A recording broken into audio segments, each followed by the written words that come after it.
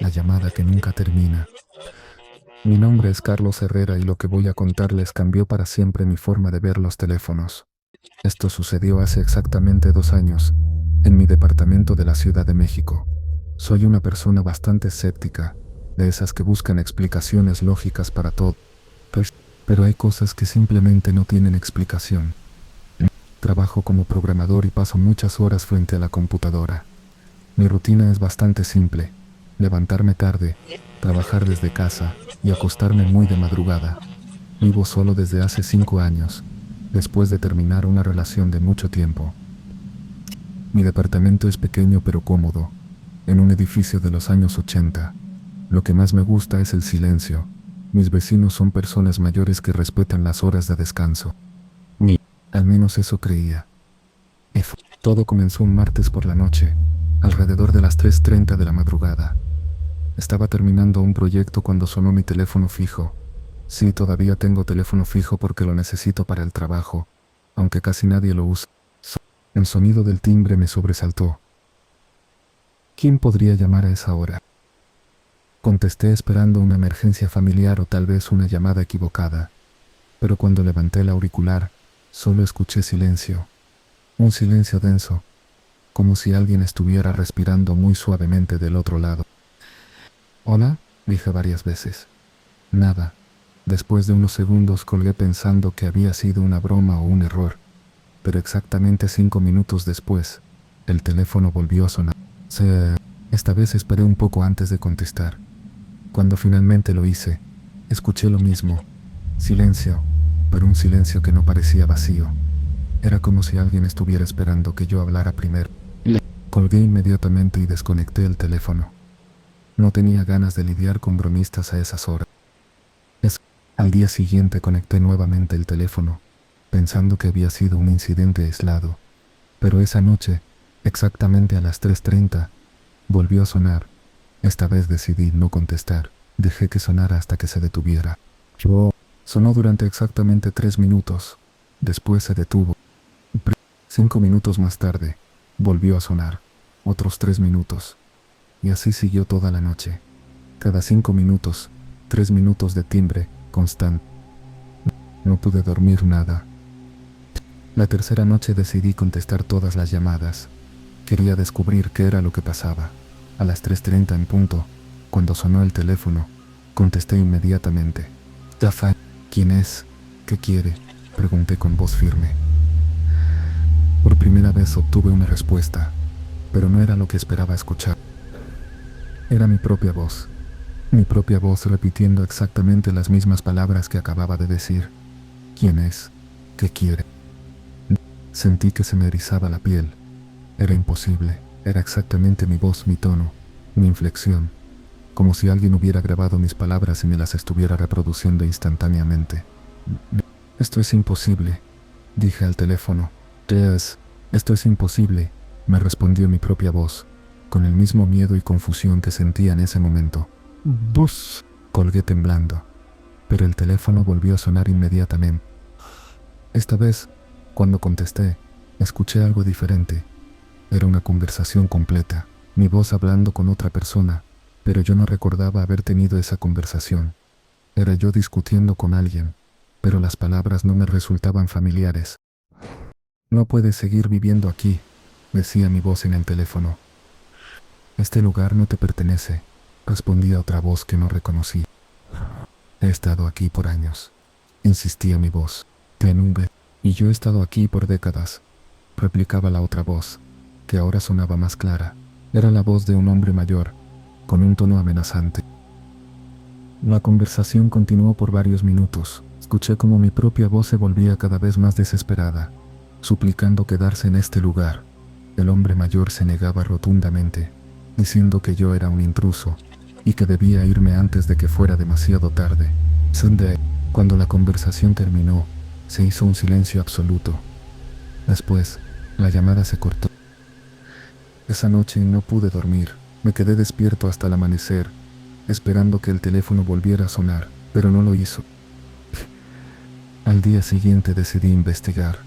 Fui con el administrador del edificio y le pregunté sobre los inquilinos anteriores de mi departamento.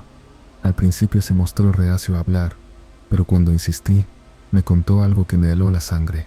Dice, el señor que vivía antes que usted murió en este departamento, me dijo, era un hombre mayor, muy apegado a este lugar. Vivió aquí por más de 30 años. La familia quería internarlo en un hogar de ancianos, pero él se negaba rotundamente. ¿Cómo murió?, pregunté. Ataque al corazón. Lo encontraron 3 días después. Estaba sentado junto al teléfono, como si hubiera estado esperando una llamada importante. Esa noche, a las 3:30, el teléfono volvió a sonar. Esta vez contesté con una mezcla de miedo y determinación. Señor, si está usted ahí, necesitamos hablar, dije. Hubo un largo silencio. Después escuché la voz del hombre mayor, pero esta vez hablando directamente conmigo, no reproduciendo una conversación grabada. César, este es mi hogar, dijo con voz triste y cansada. Viví aquí por 32 años. Mis hijos querían llevarme lejos, pero yo no quería irme. Morí defendiendo mi derecho a quedarme. Entiendo, le respondí, pero ahora yo vivo aquí. No podemos coexistir en paz. Tú eres diferente, me dijo después de una larga pausa. Los otros que vinieron después de mi muerte me ignoraban. Pretendían que no existía. Tú eres el primero que me escucha. Pero este sigue siendo mi hogar. Hablamos por casi una hora. Me contó sobre su vida, sobre sus hijos que nunca lo visitaban, sobre su miedo a ser enviado a un hogar de ancianos, donde moriría solo y olvidado. Al final de la conversación, llegamos a un acuerdo. Él podía quedarse, pero las llamadas tenían que parar. Yo necesitaba dormir y trabajar en paz. De acuerdo, me dijo, pero a cambio, quiero que de vez en cuando hablemos. Aquí puede ser muy solitario. Desde entonces las llamadas a las 3:30 se detuvieron, pero una vez por semana, generalmente los domingos por la noche, el teléfono suena y hablamos. Me cuenta historias del edificio, de los vecinos que ya no están, de cómo era el barrio hace décadas. A veces me da consejos de vida. Es curioso recibir sabiduría de alguien que técnicamente ya no existe. Mis amigos piensan que estoy loco cuando les cuento esta historia, pero yo sé lo que escucho cada domingo, y honestamente, ya no me molesta. De cierta forma, es reconfortante saber que no estoy yo completamente solo en este departamento. Aunque debo admitir que a veces, cuando el teléfono suena a horas inesperadas, aún siento un escalofrío, porque nunca sé si será él con ganas de charlar, o si será algo completamente diferente tratando de comunicarse conmigo, porque una vez que abres esa puerta a lo paranormal, nunca sabes qué más podría estar esperando del otro lado de la línea. Pero esa es otra historia para otra noche.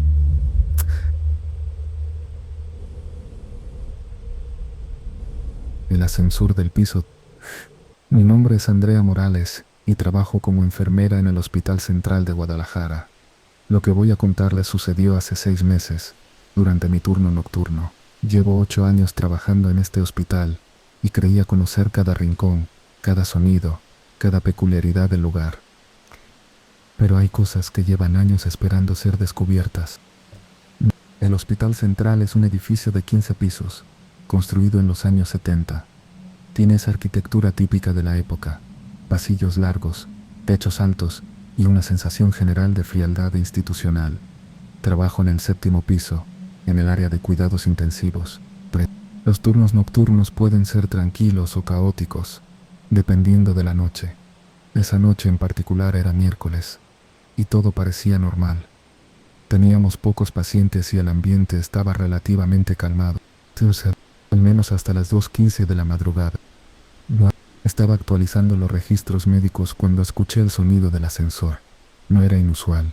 Los ascensores funcionan las 24 horas y siempre hay personal moviéndose entre pisos. Pero algo en el sonido me llamó la atención. Era diferente, más lento, más pesado, como si el motor estuviera luchando contra algo. Miré hacia el pasillo y vi que el indicador del ascensor marcaba que estaba subiendo. 6º piso, 7º piso, 8º piso, pero no se detuvo en ninguno.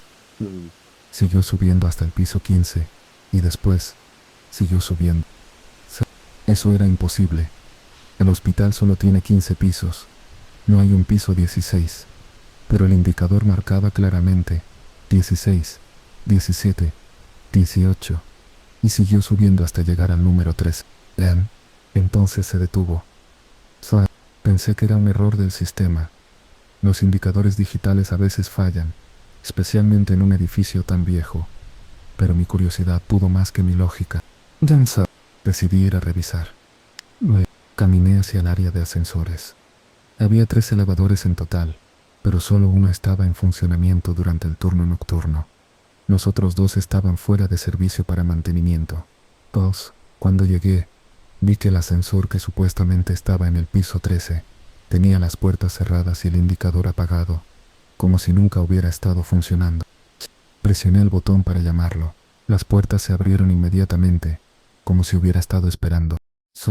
El interior estaba normal, las luces fluorescentes parpadeando ligeramente, el espejo en la pared trasera un poco empañado, el panel de botones con los números del...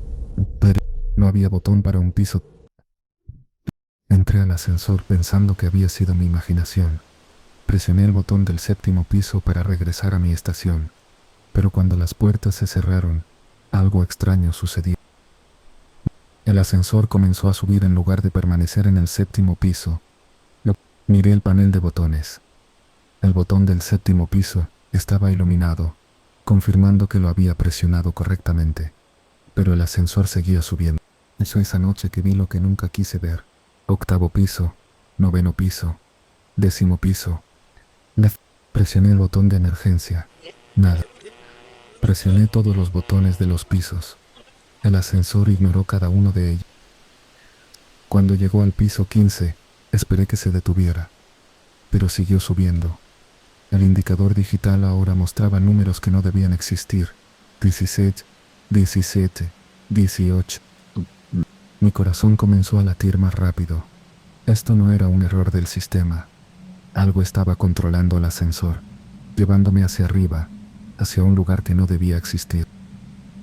Cuando el indicador marcó el número 13, el ascensor se detuvo abruptamente. Las luces se apagaron por un momento.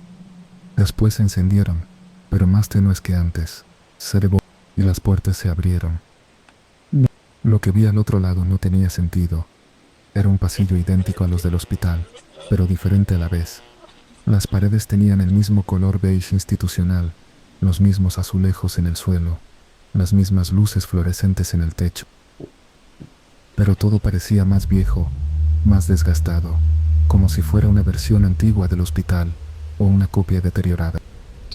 No había ventanas, no había números en las puertas de las habitaciones y no se escuchaba ningún sonido, ni equipos médicos, ni conversaciones, ni los sonidos típicos de un hospital. Solo un silencio absoluto. Sabía que debía quedarme en el ascensor y encontrar la forma de bajar, pero algo me empujaba a explorar. Una curiosidad morbosa que no podía controlar. Salí del ascensor y caminé por el pasillo. Las puertas de las habitaciones estaban cerradas, pero tenían pequeñas ventanas. Me asomé por la primera. No, la habitación estaba vacía, pero la cama parecía recién usada. Las sábanas estaban revueltas, como si alguien acabara de levantarse. En la mesa de noche había un vaso de agua medio lleno y unos lentes. Pero no había nadie. Continué por el pasillo, mirando por las ventanas de cada puerta. Todas las habitaciones mostraban la misma escena: camas recién usadas, pertenencias personales, signos de vida reciente, pero ningún paciente. Al final del pasillo había una estación de enfermeras idéntica a la del 7º piso. Me acerqué y vi registros médicos esparcidos sobre el escritorio. Los tomé para examinarlos. Todos tenían la misma fecha, el día de hoy, pero todos los pacientes habían sido dados de alta o habían fallecido. Cada expediente terminaba con la misma nota: trasladado al piso 13. Sentí un escalofrío recorrer mi cuerpo. Miré mi reloj. Eran exactamente las 2:15 de la madrugada, la misma hora en que había escuchado el ascensor por primera vez. Corrí de regreso hacia el ascensor, pero cuando llegué, las puertas estaban cerradas. El indicador estaba apagado. Presioné el botón para llamarlo. Nada. Presioné todos los botones de emergencia que pude encontrar en el pasillo. Nada. Estaba atrapada en un piso que no debía existir. Caminé de vuelta hacia la estación de enfermeras, buscando un teléfono. Encontré uno y marqué el número de seguridad del hospital. El teléfono sonó, pero nadie contestó. Intenté con el número de mi supervisor. Tampoco hubo respuesta. Finalmente marqué a mi casa. Mi esposo contestó al segundo timbre. ¿Andrea? ¿Qué pasa? ¿Por qué me llamas tan tarde? Estoy atrapada en el hospital, le dije. Necesito que vengas por mí. ¿Atrapada? ¿Qué quieres decir? Bueno, estoy en un piso que no debería existir. El ascensor me trajo aquí y ahora no puedo bajar. Hubo una pausa larga. Andrea, ¿estás bien? Suenas confundida. ¿En qué piso estás exactamente? En el piso 13. Amor, el hospital no tiene piso 13. Nunca lo ha tenido. Los edificios no suelen tener piso 13 por superstición. Tú lo sabes. Tenía razón. Nunca había pensado en eso. Pero ahora que lo mencionaba, me daba cuenta de que tenía razón. El hospital iba del piso 12 directamente a... Entonces, ¿dónde estoy? Susurré al teléfono. En ese momento escuché el sonido del ascensor. Corrí hacia él y vi que las puertas se estaban abriendo. Entré sin pensarlo 2 veces. Solo él. Esta vez, cuando presioné el botón del 7º piso, el ascensor obedeció. Bajó normalmente, se detuvo en el 7º piso y las puertas se abrieron. Salí temblando y corrí hacia mi estación de trabajo. Todo estaba exactamente como lo había dejado. Los registros médicos en el escritorio, mi café aún tibio, mis compañeras trabajando normalmente. Miré mi reloj, 2:16 am. Solo había pasado 1 minuto desde que me levanté de mi escritorio.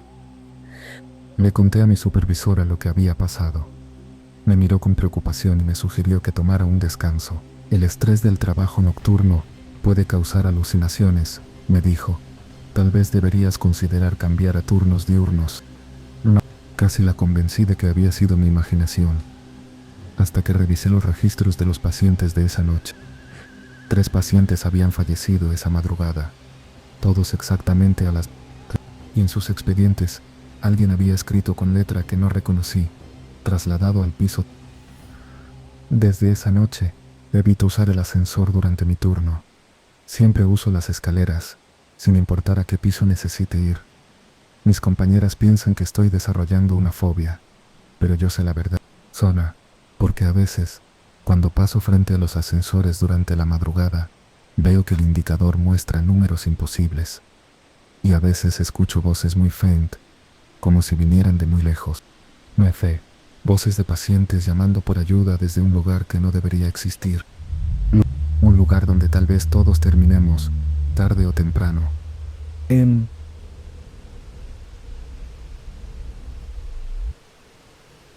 La fotografía que cambia sola. Mi nombre es Miguel Santos y soy fotógrafo profesional desde hace 15 años. He fotografiado bodas, eventos corporativos, sesiones familiares y prácticamente todo tipo de celebraciones. Creía que había visto de todo a través de mi lente, hasta que me encontré con una fotografía que desafió todo lo que pensaba que sabía sobre mi profesión. Es una fotografía que tiene vida propia. Todo comenzó hace 3 meses, cuando recibí una llamada de la señora Elena Vázquez. Me contactó para fotografiar el cumpleaños número 80 de su madre, doña Carmen. Era una celebración familiar íntima, solo unos 20 invitados en su casa de Coyoacán. La señora Elena me explicó que su madre había estado enferma y que no sabían cuánto tiempo más estaría con ellos. Querían capturar ese momento especial, posiblemente el último cumpleaños que celebrarían juntos. Acepté el trabajo inmediatamente. Siempre me han conmovido este tipo de encargos. La casa de la familia Vázquez era hermosa, una construcción colonial con un patio central lleno de plantas y una sala amplia con muebles antiguos. Doña Carmen era una mujer pequeña y frágil, pero con unos ojos vivaces que contrastaban con su apariencia delicada. A pesar de su edad y enfermedad, se veía feliz de estar rodeada de su familia. La celebración transcurrió normalmente. Tomé fotos de los preparativos, de los invitados llegando, de doña Carmen recibiendo regalos y felicitaciones. Era una familia cariñosa y unida, exactamente el tipo de ambiente que disfruto fotografiar. Pero hubo un momento específico que me llamó la atención. Veí, cuando estaban a punto de partir el pastel, doña Carmen pidió que se tomara una fotografía grupal. Organizamos a toda la familia en la sala, con doña Carmen sentada en el centro y los demás de pie a su alrededor. Era una composición clásica, 3 generaciones sonriendo para la cámara. Tomé varias fotos para asegurarme de que todos salieran bien. En la última, justo antes de disparar, noté algo extraño a través del visor. Sí, detrás de doña Carmen, en una esquina de la sala, donde no había nadie, vi una sombra, una silueta humana que no correspondía a ninguno de los presentes. Disparé la foto de inmediato.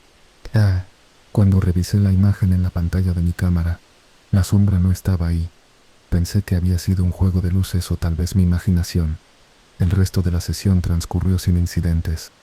Al día siguiente comencé a editar las fotografías. Todo parecía normal hasta que llegué a la foto grupal final. Y fue esa noche que vi lo que nunca quise ver. La sombra estaba ahí. No era muy clara, pero definitivamente había una figura humana de pie detrás de la familia. Una persona que no debía estar en esa fotografía. Lo más extraño era que la figura parecía estar mirando directamente hacia doña Carmen con lo que parecía ser una sonrisa. Pensé que era un error de la cámara o algún tipo de doble exposición accidental. Decidí no incluir esa fotografía en el álbum que le entregaría a la familia. No quería preocuparlos con algo que probablemente tenía una explicación técnica simple. Pero guardé la fotografía en mi archivo personal. Algo sobre esa imagen me inquietaba y me fascinaba a la vez. 3 días después, la señora Elena me llamó para informarme que doña Carmen había fallecido tranquilamente durante la noche.